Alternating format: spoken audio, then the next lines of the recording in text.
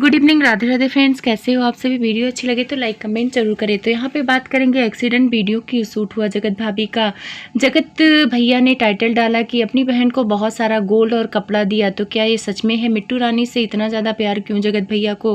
पत्तल में खाना ससुर जी को मिला और उसकी क्या प्रतिक्रिया रही? तो सारी बातों को यहाँ पे चर्चा करेंगे विस्तार पूर्वक।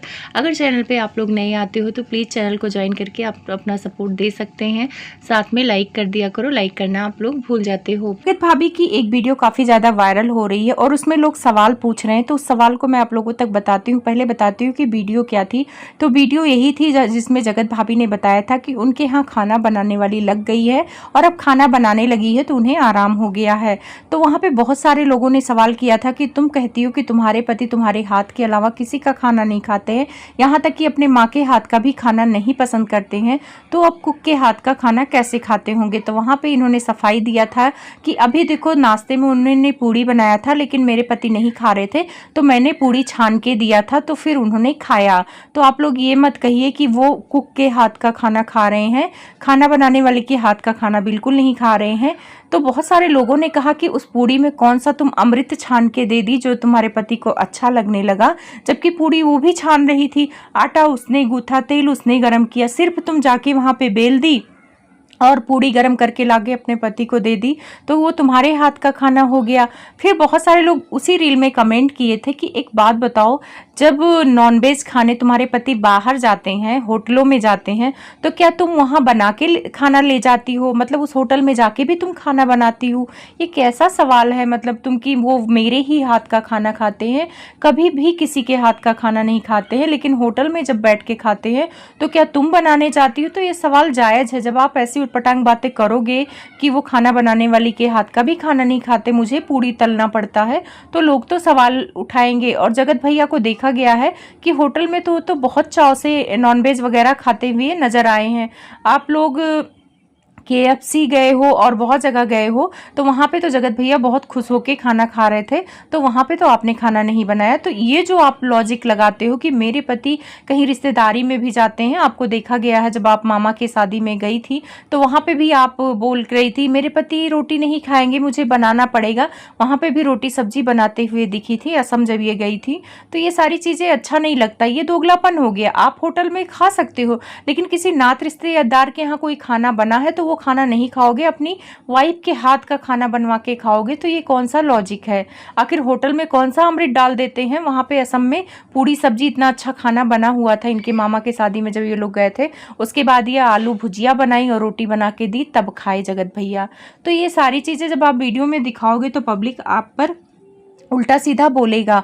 और एक पॉइंट और मैं रखूंगी, मैंने पत्तल वाली वीडियो बनाई थी जब ये वैष्णो माता जा रहे थे, तो उसमें ये पत्तल में खाना दी थी। उसमें बहुत सारे कमेंट आए थे कि सोने की लंका वाला जो बर्तन है वो कहाँ गया, उस बर्तन को आप लोग क्यों छिपा के रखे हो? ससुर पहली बार आए हैं तो सोने वाले बर्तन में तो उनको खाना दे ही सकती हो, पत्तल में देने का मतलब क्या है? तो उस पर मैंने वीडियो बनाया था, तो बहुत सारे कमेंट मेरे को आ रहे थे कि उस टाइम पे जल्दीबाजी में थी जगत भाभी, इसीलिए पत्तल में खाना दिया था क्योंकि इन लोग को निकलना था। ठीक है, उस बात को मैं भी मान लेती हूँ, लेकिन अभी कल या परसों में एक रील डाली गई है जहाँ पे ये लोग वैष्णो माता से वापस आते हैं, वहां पर भी ये अपने सास ससुर को पत्तल में खाना देती हैं और अपने ननद को उसमें स्टील के बर्तन में देती हैं, और ननद और नंदोई एक ही थाली में खाते हुए नजर आते हैं। तो बहुत सारे लोग कह रहे हैं कि इनको शर्म नहीं आ रही, माँ बाप के सामने एक ही थाली में रोमांस दिखाते हुए खाना खा रहे हैं।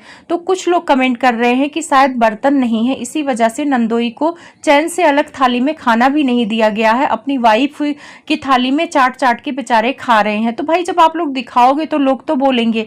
और उसी बगल सास और ससुर को पत्तल में खाना दिया गया है। अब यहाँ पे मैं पूछूंगी उन सब्सक्राइबर से जो लॉजिक दे रहे थे कि उस टाइम पे जल्दीबाजी में थे, तो इस टाइम कौन सा जल्दीबाजी था जगत भाभी या उनकी फैमिली को कि उनको पत्तल में खाना दिया गया?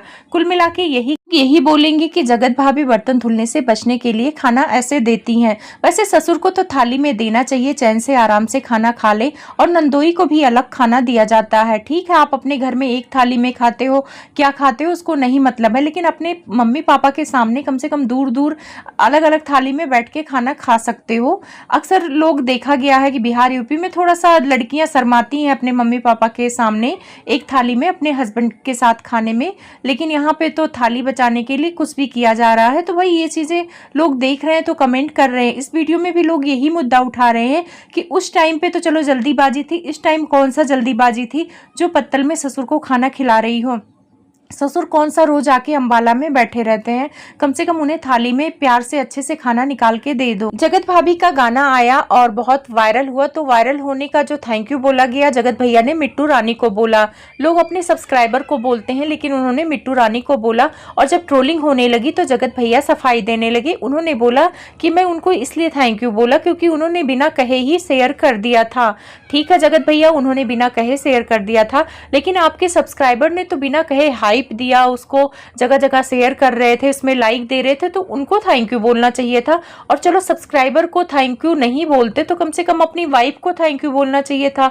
उनके एक्टिंग की वजह से, उनकी मासूमियत की वजह से वो गाना वायरल हुआ। अब आप मिट्टू को थैंक यू बोलोगे तो लोग गलत वे में ले जाएंगे। वैसे आपके गाने को बहुत सारे लोगों ने प्रमोट किया है, आपके सब्सक्राइबर ने किया है और आपके चाहने वालों ने किया है, साथ में आपके जो जान पहचान के यूट्यूबर हैं किया है। लेकिन जगत भैया का चीज़ें मुझे समझ में आ रही थी कि उन्होंने मिट्टू और नमित का नाम इसलिए लिया था क्योंकि और सारे यूट्यूबर को टारगेट करना था जिनसे उन्होंने कहा था और शायद उन्होंने शेयर नहीं किया। जैसे मैम्पी राहुल को देखा मैंने, उन्होंने कम्युनिटी में नहीं शेयर किया था और मिट्टू रानी और नमित ने बिना कहे शेयर कर दिया। तो कहीं ना कहीं जगत भैया को ये बात अच्छी लगी होगी, इस वजह से थैंक यू बोला। ठीक है, कभी कभार हो जाता है फ्लो में, लेकिन सबसे ज़्यादा थैंक यू आपको अपने सब्सक्राइबर को बोलना चाहिए। और सब्सक्राइबर ही जो है जिसकी वजह से आपका गाना हिट गया है। जगत भाभी बहुत अच्छी एक्टिंग करती है और सब्सक्राइबर को नहीं पसंद आता, वो हाइप नहीं देते, वो लाइक नहीं करते, तो जगत भाभी भी बहुत ज़्यादा ऊंचाइयों पे नहीं पहुंच पाती। जो बहुत सारे लोग रहे, जगत भाभी ने अपने टैलेंट के बल पे ये कर लिया वो कर लिया, ना ना ना, बहुत सारे टैलेंटेड लोग घूमते हैं। आपको अर्श से फर्श तक और फर्श से अर्श तक पहुंचाने वाली जनता का हाथ होता है। मिट्टू रानी आपकी वीडियो शेयर भी कर देती जगत भैया, अगर जनता ना देखती तो क्या आपका वीडियो वायरल होता? बिल्कुल नहीं होता। तो ये जो लोग बोल रहे हैं कि जगत भाभी की वजह से वायरल हो गया है, उनको थैंक यू बोलो, तो जगत भाभी की वजह से भी वायरल नहीं होती। कभी कभार आप लोग देखिए कि एक अच्छी वीडियो नहीं वायरल हो पाती है और एक खराब से खराब वीडियो वायरल हो जाती है। जगत भाभी की फेसबुक पर बहुत सारी वीडियो डाली गई है, वहाँ पे एक एक्सीडेंट वीडियो डाली गई है जिसमें एक्सीडेंट का सीन शूट किया गया है, जहाँ पे जगत भाभी खून से लथपथ पड़ी हैं और जगत भैया दौड़ते हुए आ रहे हैं, वहाँ पे राशिद उनको बताने जा रहे हैं। ऐसे कुछ मुझे लग रहा है गाने की शूटिंग हुई है। अब वो गाना पुराना है या नया ये तो मैं नहीं बता पाऊंगी, लेकिन ये वीडियो अभी डाली गई है तो मुझे लग रहा है ये नया है क्योंकि वो घर में ही शूटिंग हुई है जगत भैया का गेट ही लग रहा है। तो हो सकता है इनका एक और गाना आने वाला है, क्योंकि जगत भाभी आज के ब्लॉग में बोल भी रही थी कि रक्षाबंधन हम लोग बहुत अच्छे से मनाए हैं, हमारा एक और खुशखबरी आने वाला है। तो शायद ये एक्सीडेंट वीडियो वाली जो गाना है वो शायद इनका आने वाला है, तो हो सकता है इस गाने से भी ज़्यादा अच्छा ये गाना जाए। आप लोग कमेंट करके बताना कि आप लोगों ने वो प्रोमो फेसबुक पर देखा है कि नहीं देखा। वो शूटिंग वीडियो थोड़ा बहुत जगत भैया ने डाला है।